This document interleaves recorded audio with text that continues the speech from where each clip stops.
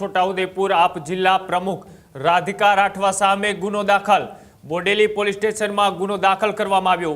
Social મીડિયામાં ભ્રામક માહિતી ફેલાવવાનો તેમની પર આરોપ લાગ્યો। ઇન્સ્ટાગ્રામ પર અપલોડ કરાયેલા વિડીયોને લઈ કાર્યવાહી છે તે તેજ કરવામાં આવી। પોલીસની છબી ખરડવાનો પ્રયાસ કર્યા હોવાના પણ આક્ષેપ લાગ્યા।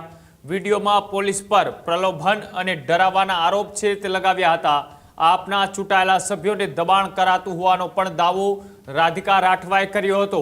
પોલીસ દલાલી કરતી હોવાના શબ્દોનો પ્રયોગ પણ તેમણે કર્યો હતો અને સાથે જ ભારતીય ન્યાય સંહિતાના અલગ અલગ વિવિધ કલમો મુજબ તેમની સામે અત્યારે કાર્યવાહી શરૂ કરવામાં આવી છે। બોડેલી પોલીસ દ્વારા સમગ્ર મામલે વધુ તપાસ છે તે પણ હાથ ધરવામાં આવી છે।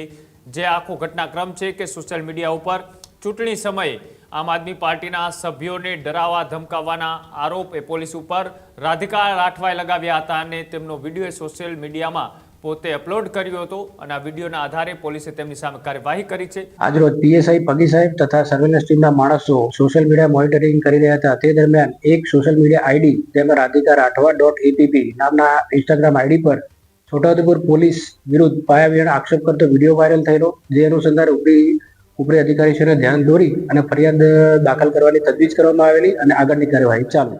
આ જ પ્રકારની તમામ અપડેટ જોવા માટે ન્યૂઝરૂમ ગુજરાતને લાઇક, શેર અને સબસ્ક્રાઇબ કરવાનું ભૂલતા નહીં।